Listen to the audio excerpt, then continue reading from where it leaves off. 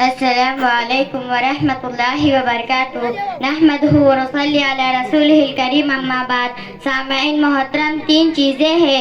اول وہ چیز جس کا نام ہے خلق ایمان، یعنی ایمان کا پیدا کرنا۔ اس سے یہ بات سمجھ میں آتی ہے کہ ایمان پہلے سے پایا نہیں جاتا تھا، جبھی تو ایمان کو پیدا کیا گیا، اور یہ فعال انتہائی طور پر بہت مشکل ہے۔ اس کام کو انبیاء کرام علیہم السلام نے انجام دیا، پھر ان شخصیتوں کے بعد خداوند قدوس نے جن حضرات کو توفیق دی وہ اس کام کو کرتے ہوئے آ رہے ہیں، اور آج بھی کچھ لوگ کر رہے ہیں، اور انشاءاللہ یہ سلسلہ قیامت تک جاری رہے گا۔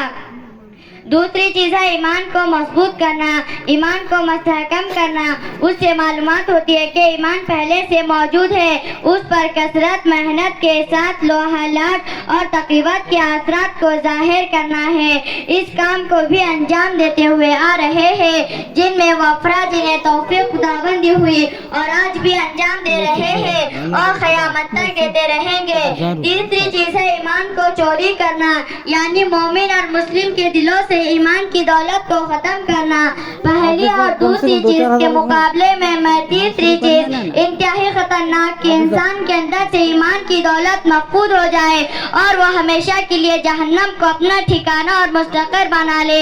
اب سوال یہ پیدا ہوتا ہے کہ ایمان کو ختم کرنے کی کیا صورتیں اور کیا شکلیں ہیں، اور انسان میں سے کون سے افراد ہیں جو اس فعال خطبے کو انجام دیتے ہیں؟ جواب یہ ہے کہ دنیا کے اندر بہت سے فرقے اور طبقے رہتے ہیں، ان کا شمار اور گنتی باطل گروہ کے اندر ہے۔ اس کی مختصر سی وضاحت یہ ہے کہ جس قدر بھی افراد کا شمول اور دخول ان گروہ میں ہے، وہ سب کے سب خداوند قدوس کا کلام اور رسول اللہ صلی اللہ علیہ وسلم کے اقوال، گفتگو اور شہادت کے پکے دشمن اور باغی ہیں۔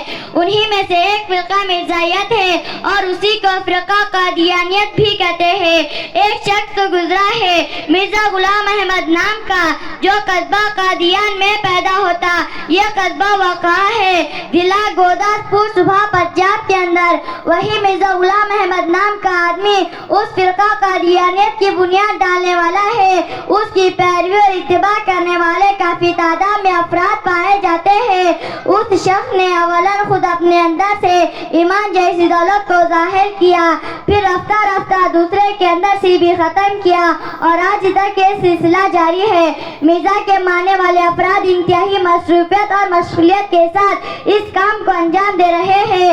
مرزا نے اس فعال کی بتا کر کے خود اپنے لیے اور دوسرے مسلمانوں کے لیے جو اس کی بات کو تسلیم یعنی مان لے، جہنم کو مستقر اور مقام قرار دیا، اس لیے کہ قیامت کے دن معافی اس صورت میں ہوں گی جب ایمان ہوگا، اور ایمان نہ ہونے کی صورت میں مغفرت کا کوئی سوال تک پیدا نہیں ہوتا۔ جہاں یہ ضروری ہے کہ تمام ان امور پر ایمان رکھا جائے جن کا تعلق آخرت سے ہو، تو وہیں پر یہ بھی لازم قرار دیا گیا کہ رسول اللہ صلی اللہ علیہ وسلم آخری رسول یعنی خاتم الانبیاء والمرسلین ہونا بھی تسلیم کیا جائے، ورنہ ایمان ختم ہو جائے گا۔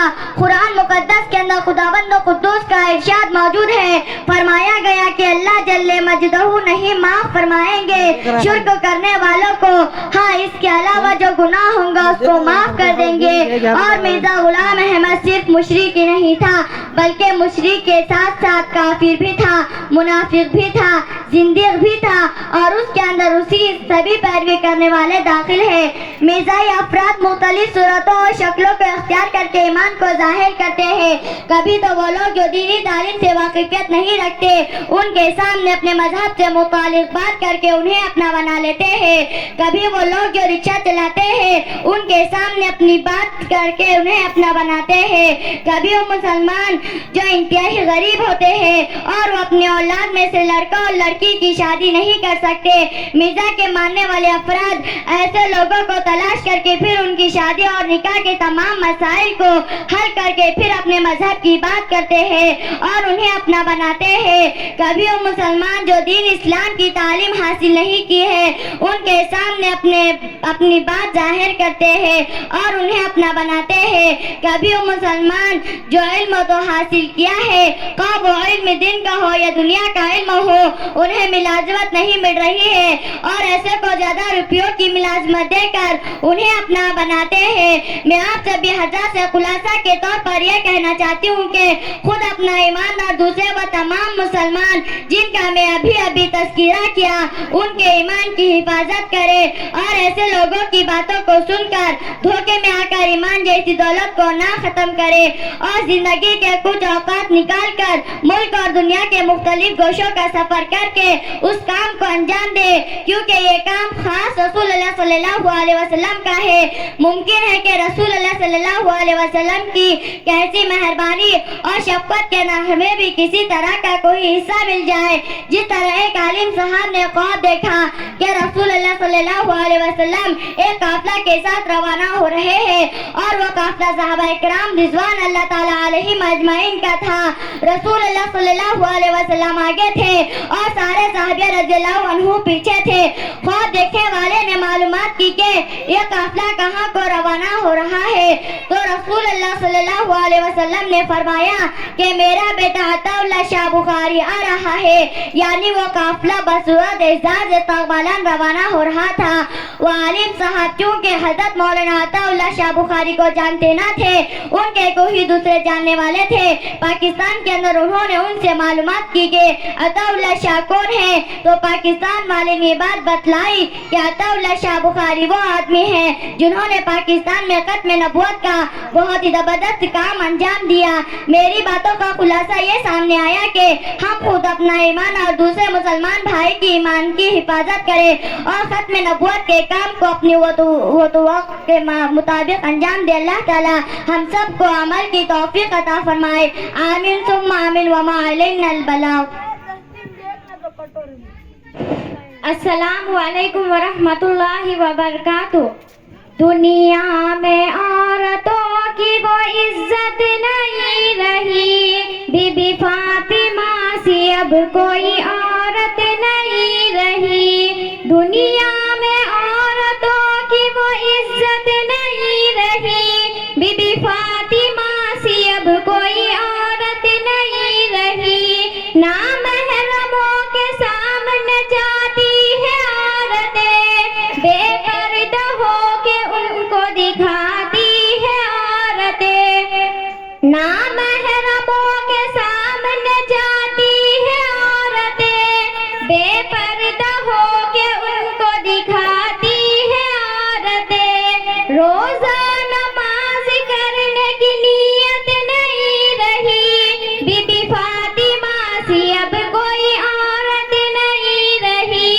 روزہ نماز کرنے کی نیت نہیں رہی بی بی فاطمہ سی اب کوئی عورت نہیں رہی. شادی میں جھوم جھوم کے ناچیں گی گائیں گی اور ایکٹنگ دکھائیں گی. ذکر خدا رسول کی کوئی فکر نہیں رہی بی بی فاطمہ سی اب کوئی عورت نہیں رہی. محلوں میں گھومتی ہے اور چہرہ ہے بے نقاب. محلوں میں گھومتی ہے اور چہرہ ہے بے نقاب. یوں ہی تو ہو رہی ہے اپنے ماں بہنوں کی روح خراب. پردے کی ان کے سامنے قیمت نہیں رہی بی بی فاطمہ سی اب کوئی عورت نہیں رہی. چپل ہے اونچے ہیل گار اونٹنی سی چال.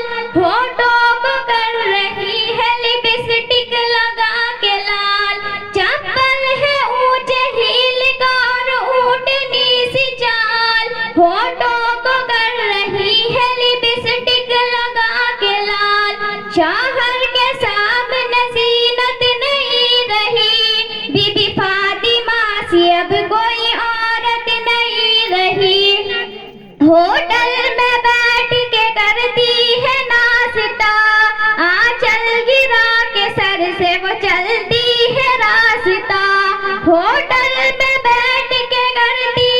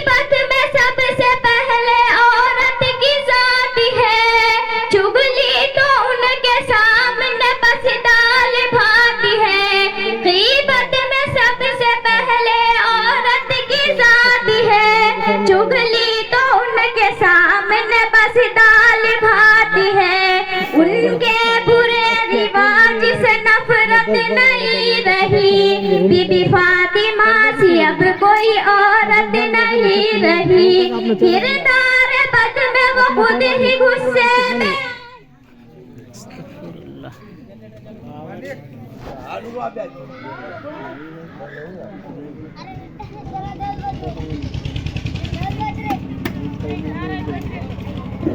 کردار بد میں وہ خود ہی غصے میں آئے گی شوہر دکھائے ڈنڈا وہ جھاڑو دکھائے گی کردار بد میں وہ خود ہی غصے میں آئے گی شوہر دکھائے ڈنڈا وہ جھاڑو دکھائے گی خدا